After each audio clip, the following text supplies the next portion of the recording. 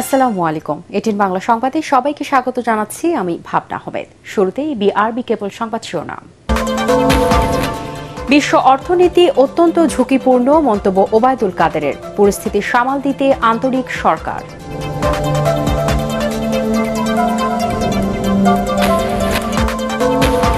রাজনৈতিক প্রভাবে কুলসিত ব্যাংকিং খাত, ভালো নেই দেশের অর্থনীতি, দাবি সিপিডির।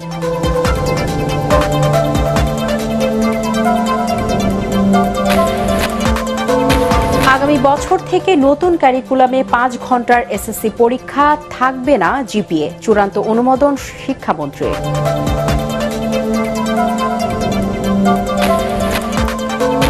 চেয়ারম্যান পদে আওয়ামী লীগ নেতাদের ত্রিমুখী লড়াইয়ে জমে উঠেছে ধামরাইয়ের উপজেলা নির্বাচন। প্রার্থীর পক্ষে বিপক্ষে বিভক্ত স্থানীয় কর্মীরা।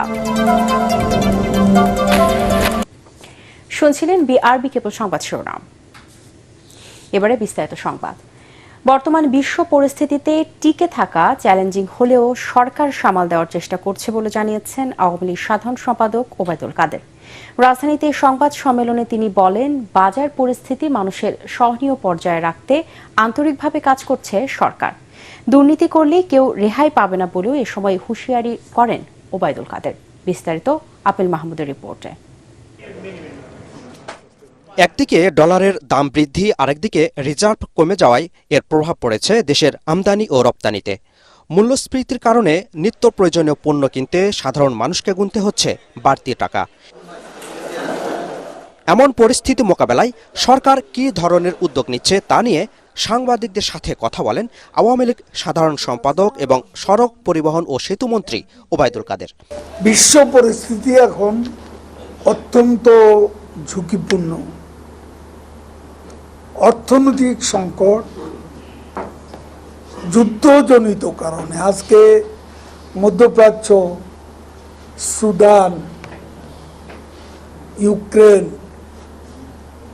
আমাদের প্রতিবেশী দেশ মিয়ানমার, সেখানে ইথনিক কমিউনিটির সাথে সামরিক সরকারের সেখানে প্রায়শই তাদের মধ্যে কনফ্লিক্ট হচ্ছে, যুদ্ধ হচ্ছে। এই পরিস্থিতিতে টিকে থাকাটাই কঠিন। আন্তরিকভাবে যদি সরকার সচেষ্ট হয় তাহলে এই পরিস্থিতির মধ্যে অ্যাকোমোডেট করার মতো পরিস্থিতি আমরা সৃষ্টি করতে পারি। দলীয় সভাপতির ধানমন্ডির রাজনৈতিক কার্যালয়ে আয়োজিত সংবাদ সম্মেলনে দেশের গণতন্ত্র নিয়ে বিএনপির সমালোচনা ও তাদের ভারত নীতি নিয়েও কথা বলেন তিনি। বিএনপি ভারত বিরোধিতার বিষয়টি তারা পুনর্বিবেচনা করে দেখছে, বিরোধিতা না করে মধ্যপন্থা অবলম্বন করা যায় কিনা।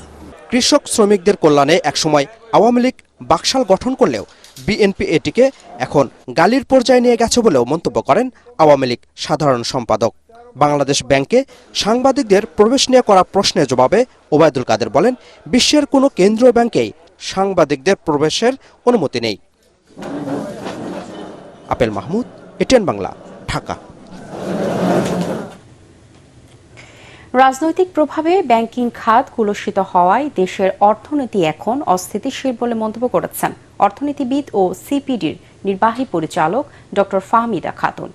রাজধানীর এফডিসিতে বিতর্ক প্রতিযোগিতায় তিনি বলেন, আর্থিক ব্যবস্থা ঢেলে সাজাতে সমন্বিত উদ্যোগ না নিলে সামনে পরিস্থিতি খারাপ হবে। এ সময় ব্যাংকিং খাতকে রুগ্ন করার পেছনে জড়িতদের চিহ্নিত করে বিশেষ ট্রাইব্যুনালে বিচারের দাবি জানান ডিবেট ফর ডেমোক্রেসির chairman Hasan Ahmed Chowdhury Kiran. Imdadullah Babu report. Bank একীভূতকরণ অর্থনীতিতে সুফল বয়ে আনবে শীর্ষক বিতর্ক প্রতিযোগিতার আয়োজন করে ডিবেট ফর ডেমোক্রেসি। বিষয়টির পক্ষে বিপক্ষে নানা যুক্তিতর্ক উপস্থাপন করেন বিতার্কিকরা। এ সময় প্রধান অতিথির বক্তব্যে সেন্টার ফর পলিসি ডায়ালগ সিপিডির নির্বাহী পরিচালক ডক্টর ফাহমিদা খাতুন বলেন, দেশের 61টি ব্যাংকের মধ্যে 10টি ছাড়া সবগুলোই অর্থনৈতিকভাবে দুর্বল। এ অবস্থায় সমীক্ষা এবং পর্যালোচনা না করে ব্যাংক একীভূতকরণের সিদ্ধান্ত সঠিক নয় বলে মনে করেন তিনি। আমাদের কেন্দ্রীয় ব্যাংক কাজ করার জন্য কিন্তু বাংলাদেশ ব্যাংক অ্যামেন্ডমেন্ট বিল আছে 2003 সালে, যেখানে তাকে স্বাধীনভাবে কাজ করার অধিকার দেওয়া হয়েছে, কিন্তু সেটা তারা এক্সারসাইজ করতে পারছে না। ব্যাংকগুলো কারা পেয়েছে, সেই ব্যাংকগুলো সবগুলোই কি যাচাই বাছাই করে দেওয়া হয়েছে কিনা, এবং আজকে যে 61টি ব্যাংক, সেটা কি বাংলাদেশের অর্থনীতির জন্য এতগুলি ব্যাংকের প্রয়োজন আছে?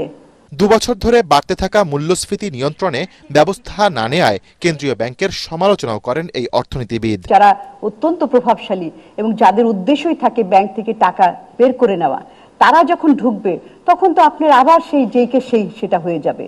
তো ওই জন্যই আমানতকারীদের মধ্যে তো অবশ্যই একটা উদ্বেগ তৈরি হয়েছে, এবং সেটার বহিঃপ্রকাশও দেখেছি যে বিভিন্ন সময় যে আমানতকারীরা টাকা নিয়েছে, যে ব্যাংকিং খাতের স্বাস্থ্যটাও ঝুঁকিপূর্ণ হয়ে গিয়েছে, যার ফলে কিন্তু সেটার প্রভাব আমরা সামষ্টিক অর্থনীতিতে দেখছি।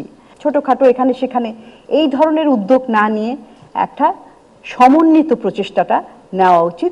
অনুষ্ঠানে ঋণ জালিয়াতি ও অর্থ পাচারের সাথে জড়িতদের রাষ্ট্রীয় সুবিধা বাতিলের সুপারিশ করেন ডিবেট ফর ডেমোক্রেসির চেয়ারম্যান হাসান আহমেদ চৌধুরী কিরণ। প্রত্যেকটি সরকারের আমলেই কিন্তু আমরা দেখেছি যে বাংলাদেশ ব্যাংক নানা রকম ভাবে নীতিগত ভুল সিদ্ধান্ত নিয়েছে, নানা রকম আইনি সুবিধা দিয়ে গ্রাহকদেরকে ক্ষতিগ্রস্ত করে আমরা দেখেছি ব্যাংকগুলোকে পারিবারিক ব্যাংক হিসেবে তারা রূপান্তরিত করেছে। আজকে আমার কৃষক সামান্য ঋণের জন্য জেল খাটছে, আজকে শত শত হাজার হাজার কোটি কোটি টাকা যারা লুট করেছে, তারা বুক ফুলিয়ে তারা দেখা যাচ্ছে তারা জাতীয় সংসদও কেউ যাচ্ছে, তারা বুক বুলিয়ে তারা সরকারের সাথে, বিরোধী দলের সাথে, সকলের সাথে তারা সুসম্পর্ক রেখে তারা কিন্তু সামাজিক মর্যাদা বৃদ্ধি করছে, যেখানে আমরা বলছি তাদেরকে সামাজিকভাবে বয়কট করার জন্য আমরা অনুরোধ করছি। যারা ব্যাংকগুলোকে দুর্বল করার পেছনে জড়িত তাদের নাম সংসদে প্রকাশের পাশাপাশি বিচারের মুখোমুখি করার দাবিও জানান তিনি। ঋণ জালিয়াতির সাথে যারা জড়িত রয়েছে, যারা অর্থ পাচারকারী রয়েছে, তাদের তালিকা প্রকাশ করতে আমাদের সঞ্চয় কোথায়? আমরা কি ভাসুরের নাম মুখে নিতে আমাদের কোনো কষ্ট হয়? আমরা কেন ঋণ খেলাপিদের তালিকা, ঋণ জালিয়াতির তালিকা আমরা কেন প্রকাশ করতে পারছি না? যারা বিদেশে অর্থ নিয়ে পালিয়ে গিয়েছে তাদেরকে আমাদের এই ডিপ্লোমেসির মাধ্যমে তাদেরকে বিদেশ থেকে ফিরিয়ে এনে বিশেষ ট্রাইব্যুনালের মুখোমুখি করে আমি বিচারের ব্যবস্থা করবার জন্য প্রথম সুপারিশ আপনাদের কাছে করছি। প্রতিযোগিতায় বেগম বদরুন্নেসা মহিলা কলেজকে হারিয়ে বিজয়ী হয় তেজগাঁও কলেজ। ইমদাদুল্লাহ বাবু, ATN বাংলা, ঢাকা।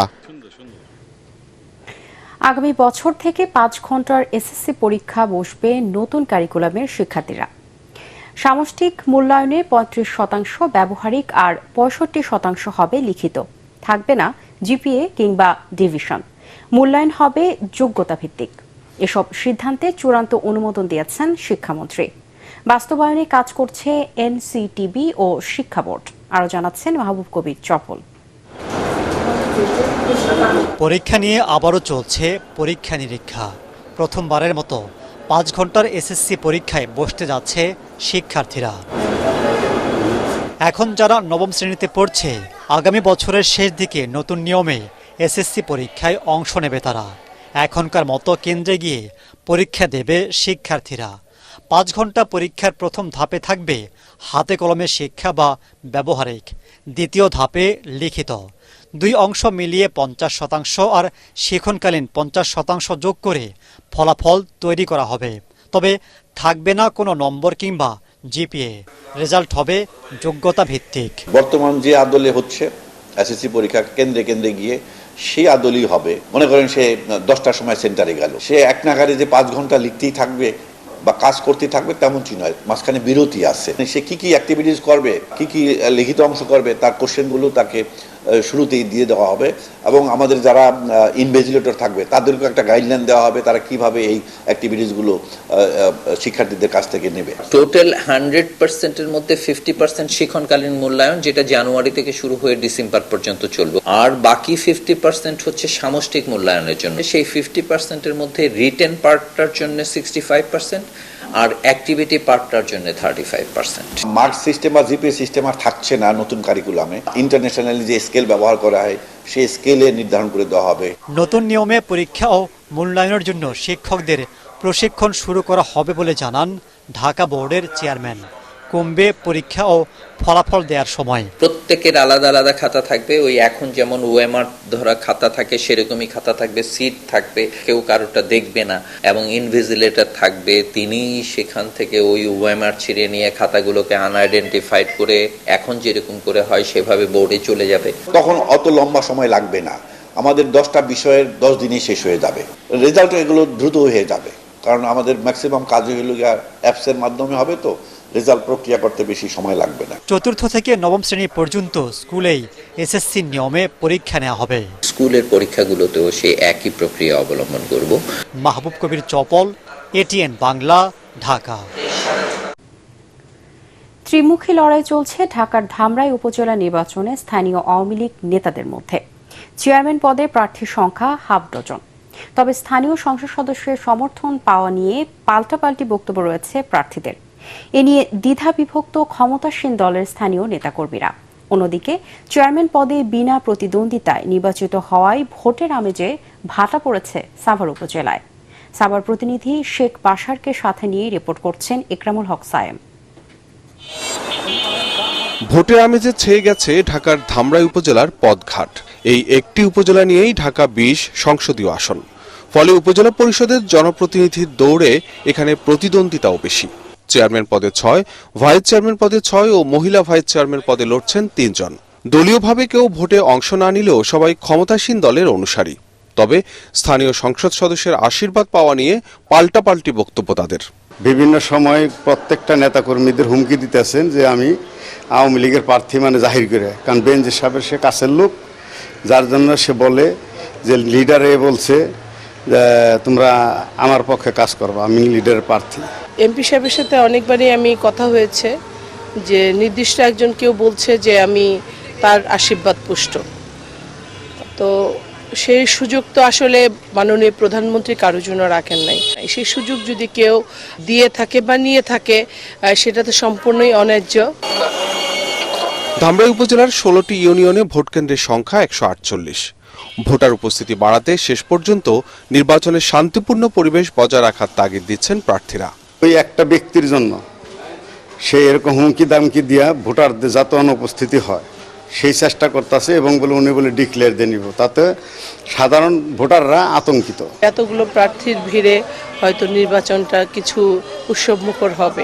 চমৎকার শান্তিপূর্ণ পরিবেশেই ভোট গ্রহণ অনুষ্ঠিত হবে। আমরা আশা করছি যে সর্বোচ্চ সংখ্যক ভোটার উপস্থিত হবে কেন্দ্রে। আয়তনে ঢাকা জেলার সবচেয়ে বড় উপজেলা ধামরাই। এখানে ভোটার সংখ্যা 3.5 লাখের বেশি। আর চেয়ারম্যান, ভাইস চেয়ারম্যান এবং মহিলা ভাইস চেয়ারম্যান এই 3 পদেই প্রতিদ্বন্দ্বী সংখ্যা বেশি হওয়ায় দ্বিতীয় ধাপের এই নির্বাচনে ভোটার উপস্থিতি ভালো হবে বলেই আশা করছেন স্থানীয়রা।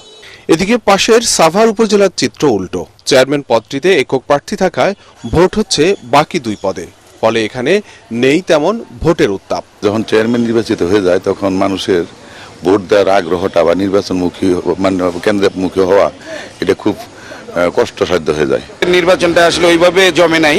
সাভারে ভোটার সংখ্যা 9 লাখের বেশি। ইকরামুল হক সায়েম, এটিএন বাংলা, ঢাকা। ডেঙ্গু নিয়ন্ত্রণে ব্যর্থ হয়ে ঢাকা দক্ষিণ সিটি কর্পোরেশন অন্যের উপর দায় চাপাচ্ছে বলে অভিযোগ করেছেন ঢাকা দক্ষিণ সিটি কর্পোরেশনের সাবেক মেয়র ও সংসদ সদস্য সাইদ খোকন। জাতীয় প্রেস ক্লাবের সংবাদ সম্মেলনে তিনি বলেন, সিটি টোলের নামে চাঁদাবাজি বন্ধ করা গেলে কমে আসবে অনেক নিত্যপণ্যের দাম। বিস্তারিত শফিউল আলম সুজনের রিপোর্টে। স্বাস্থ্য অধিদপ্তরের তথ্য মতে 2019 সালে ঢাকার 2 সিটির ডেঙ্গু রোগী ছিল 51,762 জন। 4 বছর পর 2023 সালে ঢাকার শনাক্তের সংখ্যা ছিল 1,10,008 জন। 2019 সালে ডেঙ্গুতে সারা দেশে যেখানে 179 জনের মৃত্যু হয়, সেখানে গেল বছর শুধু রাজধানীতে এই সংখ্যা ছিল 980। আমরা একটা ডকুমেন্ট। জাতীয় প্রেস ক্লাবের সংবাদ সম্মেলনে ঢাকা দক্ষিণ সিটি কর্পোরেশনের সাবেক মেয়র সাইদ খোকন বলেন, আগামীতে ডেঙ্গু পরিস্থিতি আরো ভয়াবহ হবে রাজধানীতে। ঢাকা দক্ষিণ সিটি কর্পোরেশন ডেঙ্গু নিয়ন্ত্রণে ব্যর্থ হয়ে এখন অন্যের ওপর দায় চাপাচ্ছে বলেও অভিযোগ করেন তিনি। দক্ষিণ সিটি কর্পোরেশনের দায়িত্বে আমি ছিলাম, তখন ডেঙ্গুর আউটব্রেক হয় এবং পরিস্থিতি কিন্তু অনেকটাই নিয়ন্ত্রণের বাইরে চলে গিয়েছিল। একটা সমস্যা আসতে পারে, আরেকজনের ঘাড়ে চাপি নিজের ব্যর্থতাকে ঢাকার চেষ্টা না করে আসুন আমরা এই ধরনের আচরণ না করে।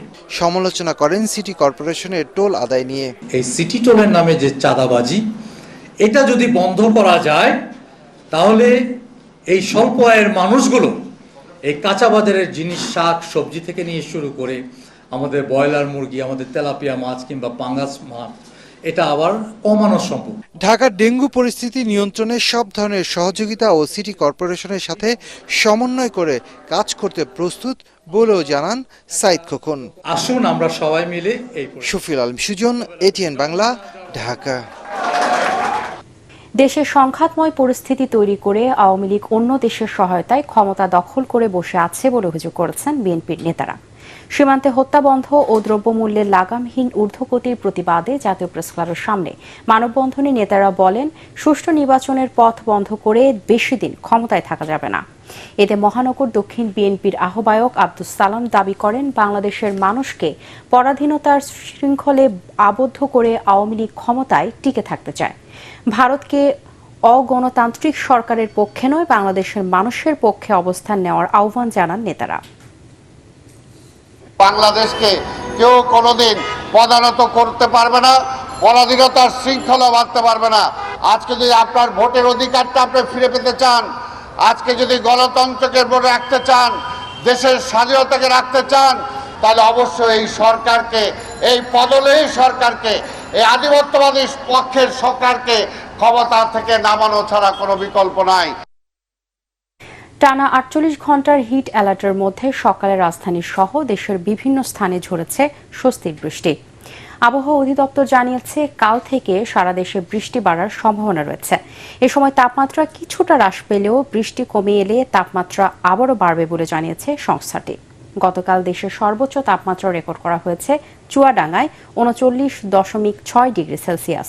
আরও জানাচ্ছেন মুশফিকুর রহমান। গেল কয়েকদিন টানা গরমের পর এক পশলা বৃষ্টি কিছুটা স্বস্তি নিয়ে এসেছে জনজীবনে। এর ফলে দেশের কিছু কিছু এলাকায় তাপমাত্রা কমে এলেও বৃষ্টি কমার সাথে সাথে তা আরও বাড়ার সম্ভাবনা রয়েছে। আবহাওয়া অফিস জানিয়েছে, ময়মনসিংহ, চট্টগ্রাম ও সিলেট বিভাগের কিছু কিছু জায়গায় এবং রংপুর, ঢাকা ও বরিশাল বিভাগের 2-1 জায়গায় অস্থায়ীভাবে ঝোড়ো হাওয়া ও বজ্রসহ বৃষ্টি হতে পারে। সেই সাথে কোথাও কোথাও শিলাবৃষ্টি হওয়ার সম্ভাবনা রয়েছে। আজকে সারা দেশে কম বেশি বৃষ্টি হওয়ার কারণে অনেক জায়গা থেকেই এই তাপপ্রবাহটা প্রশমিত হওয়ার সম্ভাবনা আছে, তবে বিক্ষিপ্তভাবে কিছু জায়গায় হয়তোবা তাপপ্রবাহটা থাকতে পারে। যেহেতু এপ্রিলের চাইতে মে জুনে বৃষ্টিপাতের পরিমাণটা বাড়ে, সেহেতু দেখা যাবে যে দীর্ঘমেয়াদী হয়তোবা হিটওয়েভ থাকবে না, স্বল্প মেয়াদী থাকতে পারে। এছাড়া চলতি মাসের 20 তারিখের পর বঙ্গোপসাগরে লঘুচাপ সৃষ্টি হওয়ার আশঙ্কা রয়েছে বলে জানিয়েছে আবহাওয়া অধিদপ্তর। তবে তা ঘূর্ণিঝড়ের রূপ নেবে কিনা তা এখনও নিশ্চিত হওয়া যায়নি। মুশফিকুর রহমান, এটিএন বাংলা, ঢাকা। এবারে আল আরাফা ইসলামী ব্যাংক অর্থ সংবাদ।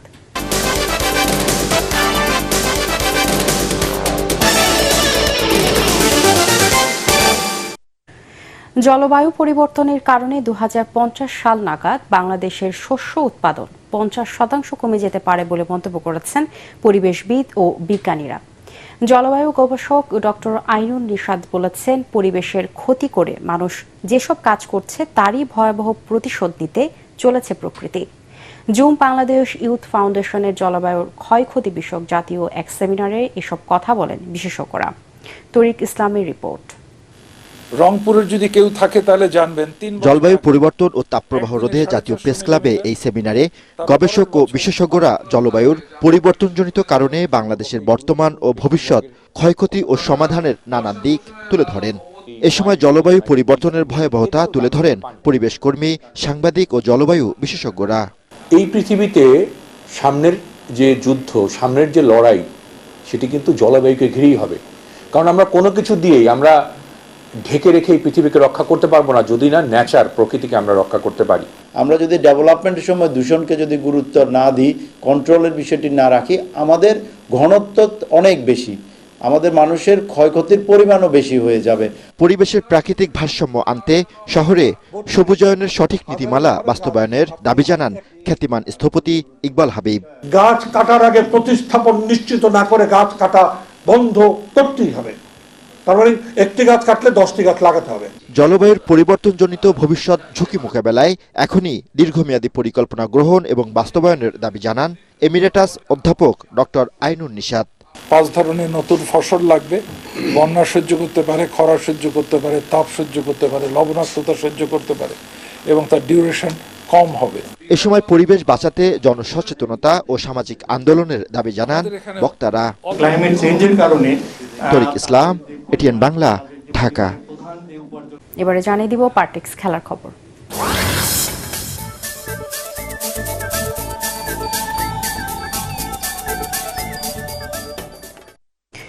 বার্সেলোনার সঙ্গে লিওনেল মেসির চুক্তির বিখ্যাত সেই ন্যাপকিন পেপার বিক্রি হয়েছে প্রায় 11.5 কোটি টাকায়। ন্যাপকিন পেপারটি নিলামে $9,65,000 বিক্রি হয়েছে। ব্রিটিশ নিলাম হাউস বোনহামস এই নিলাম অনুষ্ঠিত হয়। ন্যাপকিনটির ভিত্তিমূল্য ছিল $3 লাখ। বোনহামস জানিয়েছে ন্যাপকিন পেপারটি আর্জেন্টাইন এজেন্ট হোরাশিও গ্যাগিওলির কাছ থেকে সংগ্রহ করা হয়। 13 বছর বয়সী মেসি ঐতিহাসিক এই ন্যাপকিন পেপারে বার্সেলোনার সঙ্গে চুক্তিবদ্ধ হয়েছিল।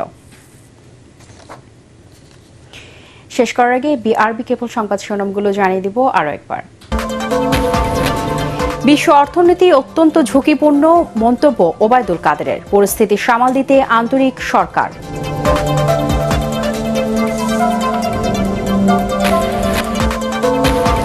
রাজনৈতিক প্রভাবে কুলসিত ব্যাংকিং খাত, ভালো নেই দেশের অর্থনীতি, দাবি সিপিডির।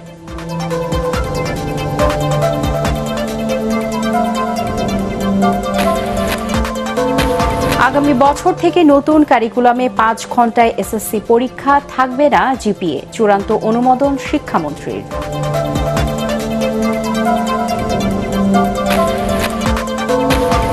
চেয়ারম্যান পদে আওয়ামী লীগ নেতাদের ত্রিমুখী লড়াইয়ে জমে উঠেছে ধামরাইয়ের উপজেলা নির্বাচন, প্রার্থীর পক্ষে বিপক্ষে বিভক্ত স্থানীয় কর্মীরা।